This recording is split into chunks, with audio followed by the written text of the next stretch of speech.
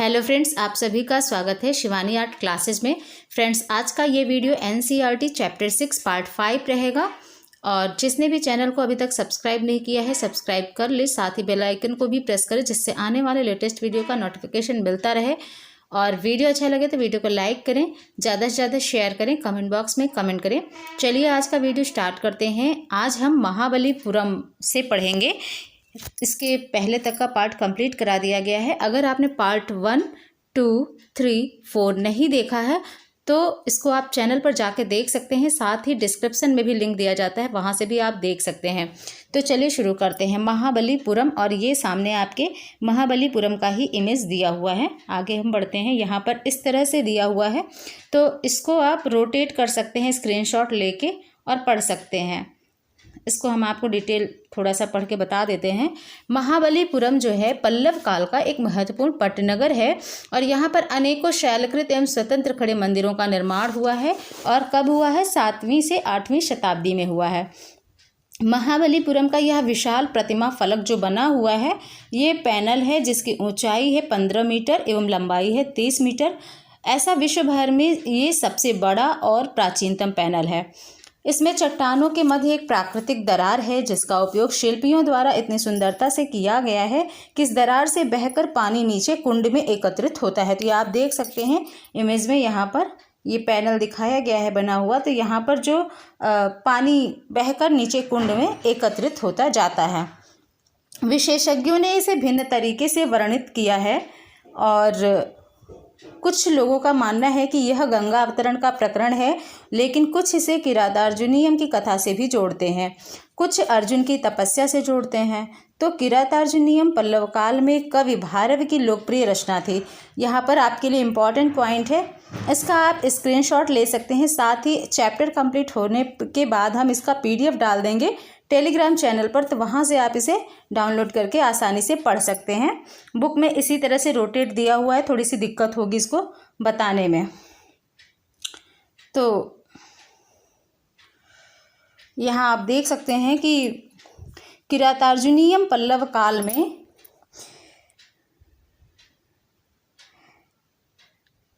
ठीक है। तो यहाँ पर है कि विशेषज्ञों ने इसे भिन्न तरीके से वर्णित किया है। सब लोगों के अलग अलग मत हैं इसको लेकर।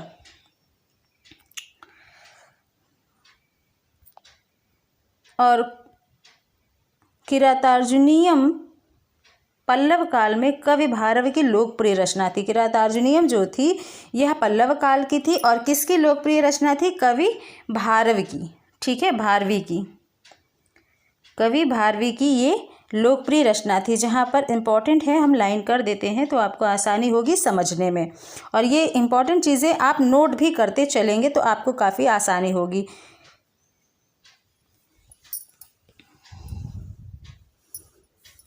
अन्य विद्वानों के अनुसार यह पैनल एक पल्लव राजा की प्रशस्ति है जो कुंड के मध्य पैनल की अनूठी पृष्ठभूमि में बैठता होगा।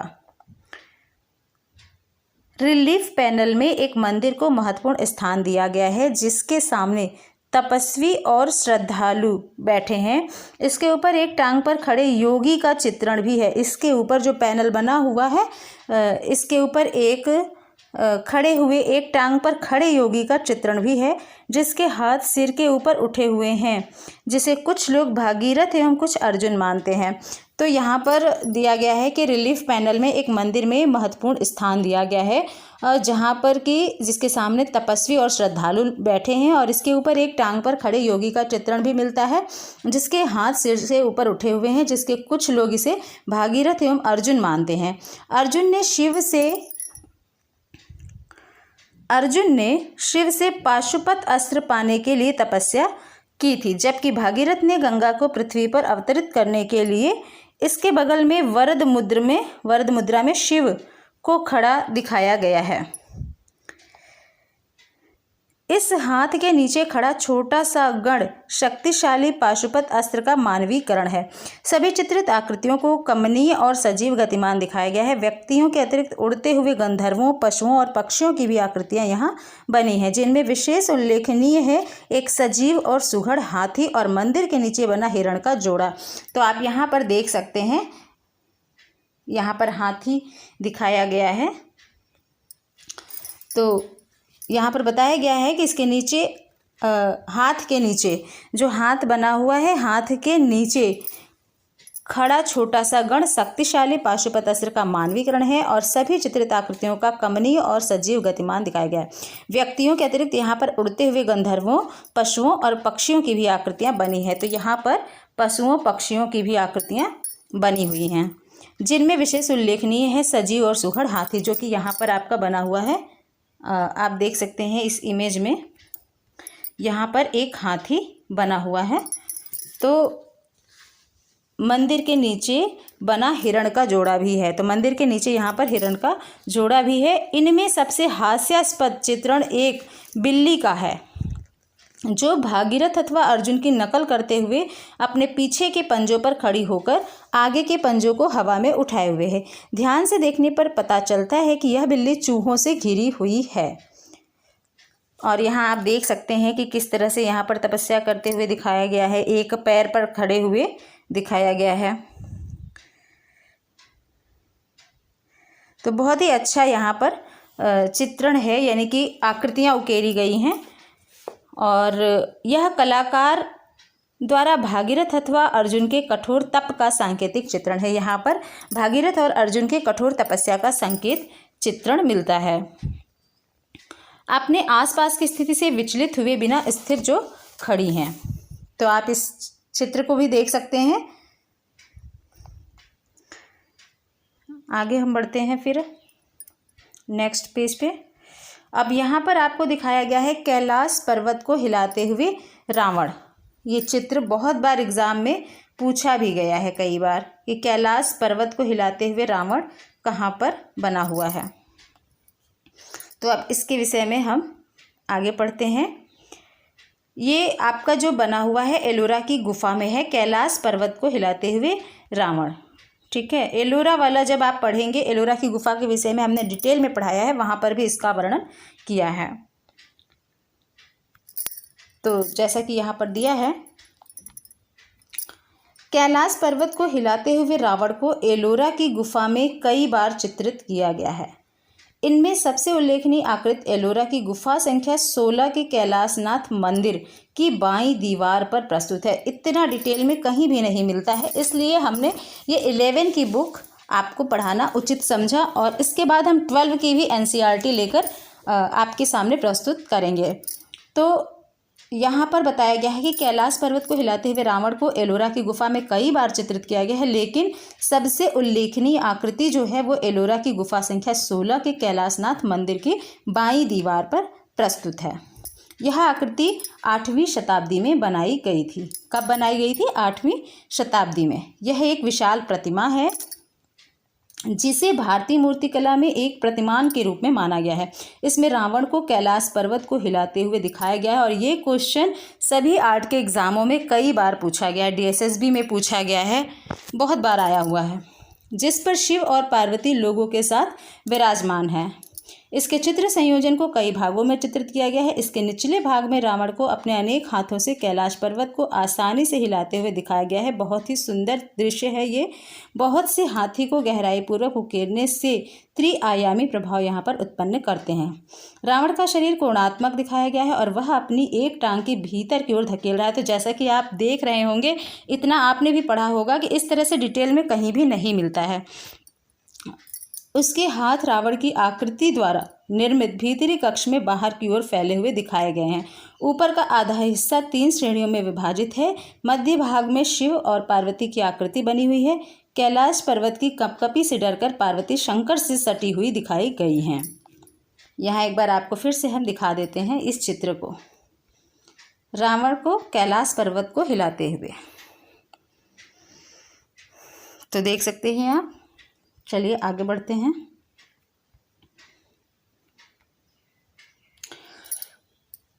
पार्वती जो है वो डर के मारे यहाँ पर पार्वती जी को शंकर जी से सटा हुआ दिखाया गया है और खाली जगह में पार्वती की फैली हुई टांगों और मुड़ा हुआ शरीर छाया प्रकाश का अत्यंत नाटकीय प्रभाव प्रस्तुत करता है। शिव की प्रतिमा तो विशाल है ही, उनके गणों की आकृतियां भी काफ़ी बड़ी बड़ी हैं। गणों की आकृतियों को सक्रिय दिखाया गया है और वे अपनी गतिविधियों में संलग्न हैं। शिव और पार्वती से ऊपर स्वर्ग की अप्सराएं आदि जो इस दृश्य को देख रही हैं, उन्हें स्तंभित मुद्रा में दिखाया गया है। आयतन का बाहर निकला होना और खाली स्थान होना एलोरा गुफा की प्रतिमाओं की खास विशेषता है। पूरे घेरे में आकृतियों को बनाकर प्रकाश और अंधकार का उपयोग किया गया है। आकृतियों का धड़ भाग पतला है और उनकी सतह को भारी दिखाया गया है। भुजाएं पूरे घेरे में पतली हैं। दोनों ओर की सहायक आकृतियों का मोहरा कोणीय है। संपूर्ण रचना संयोजन की सभी आकृतियां सुंदर हैं और आपस में एक दूसरे से गूंथी हुई सी प्रतीत होती हैं। तो ये रावण कैलाश पर्वत को हिलाते हुए रावण के चित्र के विषय में आपने डिटेल में पढ़ा और ये बहुत ही अच्छा है। और यहाँ पर भी एक आपको शिव नटराज रूप में दिखाया गया है बाहरी दीवारों पे जो खुदी आकृतियाँ हैं कैलाशनाथ मंदिर एलोरा में। आगे बढ़ते हैं। अब हम देखेंगे लक्ष्मण मंदिर खजुराहो का। इसकी भी आप पिक्चर देख सकते हैं, बहुत ही सुंदर और भव्य मंदिर है। इसका जिक्र हालांकि मैंने ऊपर भी पार्ट में किया है। ये है लक्ष्मण मंदिर जो कि खजुराहो में है। तो अब इसके विषय में पढ़ेंगे। वीडियो अच्छा लग रहा हो तो वीडियो को आप लाइक कर दें, साथ ही साथ इसे शेयर भी कर दें और चैनल को सब्सक्राइब भी कर बेल आइकन को प्रेस कर लें। अब हम लक्ष्मण मंदिर खजुराहो के विषय में आपको डिटेल में बताएंगे। थोड़ा सा पेज रोटेट करके दिया गया था ना, तो इसमें थोड़ी दिक्कत सी हो रही है। चलिए फिर भी हम आपको बता देते हैं। खजुराहो के मंदिर जो हैं ये चंदेल राजवंश के संरक्षण में बनाए गए थे। यानी कि खजुराहो के जो भी मंदिर बनाए गए थे किस राजवंश के संरक्षण में? चंदेल राजवंश के संरक्षण में बनाए गए थे। और वहाँ का लक्ष्मण मंदिर चंदेलों के समय की मंदिर वास्तुकला की पूर्ण विकसित शैली का उदाहरण प्रस्तुत करता है। मंदिर के आधार तल पर पाए गए शिलालेख के अनुसार इसका निर्माण कार्य 954 ईस्वी तक पूरा हो गया था। चंदेल वंश का 7वां राजा जो था वो यशोवर्मन उसका निर्माता था। मंदिर की योजना पंचायतन किस्म की है और यह एक भारी पीठ पर बना हुआ है। इसमें एक अर्ध मंडप है, यहाँ आप देख सकते हैं। इसमें एक अर्ध मंडप, एक मंडप, एक महामंडप और विमान सहित गर्भगृह है। हर हिस्से की अपनी एक अलग छत है जो पीछे की ओर उठी हुई है। सभी बड़े कक्षों में उनकी दीवारों पर आगे निकले हुए छज्जे हैं, लेकिन दर्शक उन तक नहीं पहुंच सकते। वे मुख्य रूप से वायु तथा प्रकाश के आवागमन के लिए बनाए गए हैं। गर्भगृह की बाहरी दीवारें और प्रदक्षिणा पथ जो है, परिक्रमा पथ भी जिसे कहते हैं, बाहरी और भीतरी दीवारें प्रतिमाओं से सजी हुई हैं।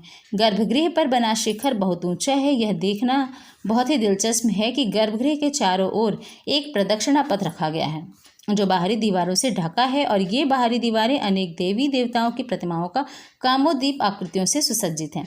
गर्भगृह की बाहरी दीवार भी ऐसी ही आकृतियों से सजी हुई है। खजुराहो के मंदिर अपनी कामुक प्रतिमाओं के लिए प्रसिद्ध हैं। पीठ की दीवार पर भी अनेक कामुक प्रतिमाएं उत्कीर्ण हैं। मंदिर की असली दीवार पर बहुत कम कामुक प्रतिमाएं बनाई गई हैं, लेकिन अधिकांश ऐसी प्रतिमाएं कुर्सी पर बनी हुई हैं। दीवारें कुछ इस प्रकार बनाई गई हैं कि उनमें प्रतिमाएं रखने के लिए खास स्थान की व्यवस्था हो। भीतरी कक्ष भी अत्यंत सुसज्जित है। गर्भगृह का प्रवेश द्वार भी भारी भरकम स्तंभों एवं सरदलों से बनाया गया है, जिन पर दरवाजों की सजावट के लिए छोटी छोटी आकृतियां उकेरी हैं। मंदिर के चारों कोनों पर देवालय बने हुए हैं, जिनमें 3 देवालयों में विष्णु की और एक में सूर्य की प्रतिमा है। तो ये इंपॉर्टेंट है आपके लिए कि 3 देवालयों में विष्णु की और एक में सूर्य की प्रतिमा है, जिसे देवालय की छत पर बनी केंद्रीय प्रतिमा से पहचाना जा सकता है। इनमें वस्त्र सज्जा एवं आभूषण पर अत्यधिक ध्यान दिया गया है। कलाओं के मुख्य केंद्र बनाए गए और 10वीं शताब्दी के बाद से मंदिर विशाल भूमि के मालिक हो गए, क्योंकि राजाओं ने उन्हें भूमि दान में दी और उनके रखरखाव में उनकी प्रशासनिक भूमिका थी। तो यहाँ पर जो इम्पोर्टेंट है उसको हम आपको फिर से एक बार वर्णन कर देते हैं, बता देते हैं कि खजुराहो के मंदिर जो हैं ये चंदेल राजवंश के संरक्षण में बनाए गए। ये पॉइंट आपके लिए इम्पॉर्टेंट है। खजुराहो के मंदिर चंदेल राजवंश के संरक्षण में बनाए गए थे और यहाँ का जो लक्ष्मण मंदिर है ये चंदेलों के समय की वास्तुकला का पूर्ण विकसित शैली का उदाहरण प्रस्तुत करता है। वास्तुकला का पूर्ण विकसित शैली का उदाहरण प्रस्तुत करता है। कौन? यहाँ का लक्ष्मण मंदिर, चंदेलों के समय का ही है यहाँ का जो भी मंदिर है। और कहाँ पर स्थित है लक्ष्मण मंदिर? खजुराहो में है। यह चंदेल वंश का है।